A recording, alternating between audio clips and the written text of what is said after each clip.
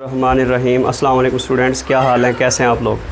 Last lecture में हम लोगों ने किए थे टाइप 1 के क्वेश्चन एंड टाइप 2 हम लोग स्टार्ट कर चुके थे। टाइप 1 में थे एम्पेरिकल फार्मूला के क्वेश्चंस और टाइप 2 में हैं मॉलिक्यूलर फार्मूला से रिलेटेड क्वेश्चंस। ठीक है, तो टाइप 2 में टोटल वैसे 2 ही क्वेश्चन हैं आप लोगों के, एक एग्जाम्पल नंबर 5 और दूसरा न्यूमेरिकल नंबर 17। न्यूमेरिकल नंबर 17 जो है, इसमें वो कहता है कि आपको एक कंपाउंड दिया गया है सीरोटिनिन, जो कि एक ऐसा कंपाउंड है जो दिमाग में जो है ना न्यूरॉन टू न्यूरॉन या neuron to muscles message convey करने के लिए इस्तेमाल होता है। ठीक है, तो अब वो कहता है कि इसका आप हमें मॉलिक्यूलर फार्मूला बता दें। याद रखें, मॉलिक्यूलर फार्मूला के लिए 2 चीज़ों का होना ज़रूरी है। एक तो आपको मॉलिक्यूलर फार्मूला के लिए पहले ही एम्पेरिकल फार्मूला पता हो, दूसरी बात आपको मॉलिक्यूलर मैस या मोलर मैस लाजमी पता हो, तब आप मॉलिक्यूलर फार्मूला ईज़िली फाइंड कर सकते हैं। तो चलिए स्टार्ट करते हैं। क्वेश्चन नंबर 17 कहता है serotonin is a compound that conduct nerve impulse in brain and muscles. याद रखें, इस तरह की बातें एंट्री टेस्ट में पूछ ली जाती हैं। जैसे हमारी जो एक प्रीवियस एग्जांपल थी जिसमें एस्कॉर्बिक एसिड का जिक्र किया गया था, वो एंट्री टेस्ट का क्वेश्चन था कि एस्कॉर्बिक एसिड के अंदर कौन से विटामिन पाए जाते हैं, विटामिन सी। तो ये जो न्यूमेरिकल्स की जो स्टेटमेंट होती है नॉर्मली हम इनको इग्नोर कर देते हैं, हालांकि यहाँ से MCQs एंट्री टेस्ट के बनने होते हैं, तो आपने इन स्टेटमेंट्स को अच्छी तरह से पढ़ना है। खैर, इस बात की अब समझ आ गई कि सीरोटिनिन का फंक्शन क्या है। न्यूरॉन टू न्यूरॉन या न्यूरॉन टू मसल, हमारे फॉर एग्जांपल डिफरेंट जो है ना आर्गन्स हैं, उनके दरमियान मैसेज कन्वे करने के लिए डिफरेंट केमिकल्स यूज़ होते हैं, जिसमें से एक सीरोटिनिन। बहरहाल इसको आप डिटेल में बायो में पढ़ेंगे, यहाँ हमने मॉलिक्यूलर फार्मूला फाइंड करना है, इतना इसका पता होना काफ़ी है। स्टार्ट करते हैं। कहते हैं जो सीरोटिनिन है उसके अंदर 68.2% कार्बन होती है, 6.86% हाइड्रोजन है, 15.09% नाइट्रोजन है, 9.08% ऑक्सीजन है। आप इसका मॉलिक्यूलर फार्मूला बता दें। तो हम पहले एम्पेरिकल फार्मूला फाइंड कर लेते हैं। एम्पेरिकल फार्मूला के लिए जो सबसे पहली बात होती है वो होती है परसेंटेज का मालूम करना, यानी किसी कंपाउंड के अंदर परसेंटेज ऑफ एलिमेंट्स फाइंड करना। वो तो गिवन है, उसकी तो टेंशन नहीं है। दूसरी चीज़ होती है नंबर ऑफ़ मोल्स का पता चलाना। तो नंबर ऑफ़ मोल्स के लिए हम क्या करते हैं, given percentage divided by atomic mass of that specific element. तो गिवन परसेंटेज ऑफ कार्बन, और यहाँ गिवन परसेंटेज क्यों लिखते हैं बजाय गिवन मास के, ये बात मैं पिछली एग्जांपल्स में डिटेल में करवा चुका हूँ। नंबर ऑफ़ मोल्स में हम क्या करेंगे, given percentage of carbon that is 68.2 divided by atomic mass of carbon, और ये हमारे पास आ जाएगा 5.68 मोल्स।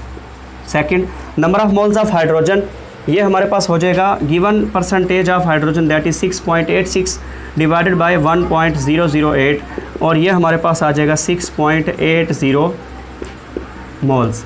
थर्ड हमारे पास है number of moles of nitrogen. तो number of moles of nitrogen के लिए given percentage of nitrogen 15.09 divided by 14, और इसका आंसर हमारे पास आ जाएगा 1.08 मोल्स। फोर्थ हमारे पास है number of moles of oxygen, given percentage of oxygen that is 9.08 divided by atomic mass of oxygen that is 16, और इसका आंसर आ जाएगा 0.5675 मोल्स। एम्पेरिकल फार्मूला के 4 स्टेप में दूसरा स्टेप हम कर चुके हैं, number of moles. Third step होता है एटॉमिक रेशो का पता होना। एटॉमिक रेशो इस तरह से करते हैं कि जो number of moles different elements के आए हैं उसमें से जो सबसे कम नंबर ऑफ़ मोल्स जिसके हैं उससे तमाम मोल्स को डिवाइड करवा दें। तो ऑक्सीजन के सबसे कम मोल है 0.567। तो हम जितने भी, अब कार्बन के मोल्स आए 5.68, हाइड्रोजन के मोल आए 6.80, नाइट्रोजन के मोल आए 1.08, ऑक्सीजन के मोल आए 0.5675। ऑक्सीजन क्या है, सबसे कम, तो सबसे कम वाले से हम टोटल को डिवाइड करवा देंगे, डिवाइड बाय 0.5675। यहाँ पर भी 0.5675, यहाँ पर भी 0.5675। तो इनके जो आंसर्स आएंगे वो हमारे पास आ जाएगा, कार्बन का आंसर आ जाएगा 10, हाइड्रोजन का आंसर आ जाएगा 12, नाइट्रोजन का आंसर आ जाएगा 2, और ऑक्सीजन का आंसर आ जाएगा 1।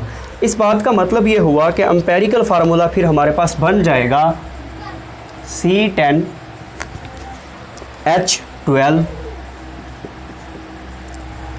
N2 एंड ऑक्सीजन 1, वो जो है ना हम लिखते नहीं होते। ठीक है, ये हमारे पास एम्पेरिकल फार्मूला आ गया। जो हमारा फर्स्ट प्लान था, जो मैंने कहा था कि 2 इन्फॉर्मेशन आपको पता होनी चाहिए, एक मरहला हम कवर कर चुके हैं। फाइनली हमारे पास है मॉलिक्यूलर फार्मूला। मॉलिक्यूलर फार्मूला हम लिखते होते हैं N into empirical formula. Empirical formula तो आ चुका, बात है एन की। एन क्या होता है? Molecular mass over empirical formula mass. Molecular mass, जब भी वो आपको मॉलिक्यूलर फार्मूला फाइंड करने का कहेगा ना, मॉलिक्यूलर मास वो बताएगा। जैसे इस क्वेश्चन में उसने बताया हुआ है कि जो सीरोटिनिन का मोलर मास है वो है 176।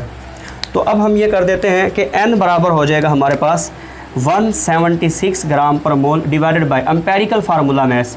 एम्पेरिकल फार्मूला मास कहाँ से निकालेंगे? यहाँ से आप निकाल लें।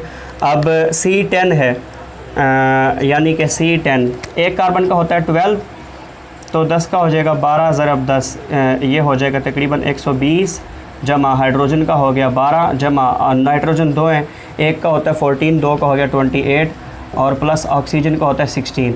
इनको टोटल को ऐड करोगे तो ये हो जाएगा 176, यानी कि n हमारे पास आ जाएगा।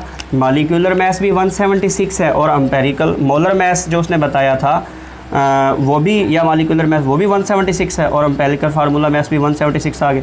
तो n की वैल्यू आ गई 1। ठीक है, तो मॉलिक्यूलर फार्मूला में हम क्या करते हैं? n into empirical formula. अब n आ गया 1 इंटू एम्पेरिकल फार्मूला, वो हम मालूम कर चुके थे। तो फाइनली हमारे पास मॉलिक्यूलर फार्मूला क्या आ जाएगा? C10H12N2NO। ये हमारा जो है ना आज का न्यूमेरिकल हो गया। नेक्स्ट हम टाइप 3 के क्वेश्चंस करेंगे। मुझसे जुड़े रहिए, स्टे कनेक्टेड, ताकि आपको तमाम न्यूमेरिकल्स जो है ना मिलते रहें। आप चैनल को सब्सक्राइब कर दें ताकि आपको मैं अब जितने भी न्यूमेरिकल्स हैं या बोर्ड एग्ज़ाम्स तक इंशाल्लाह मैं आपको हर चैप्टर के मेन इंपॉर्टेंट शॉर्ट क्वेश्चंस कौन कौन से आप लोग करें, कौन से लॉन्ग क्वेश्चन करें, कौन से न्यूमेरिकल करें, ये तमाम डाटा जो है ना मैं इसी चैनल पर प्रोवाइड करने वाला हूँ। और अगर आपको कोई बात नहीं समझ आई तो आप मुझसे पूछ सकते हैं। Thank you very much and अल्लाह हाफिज़।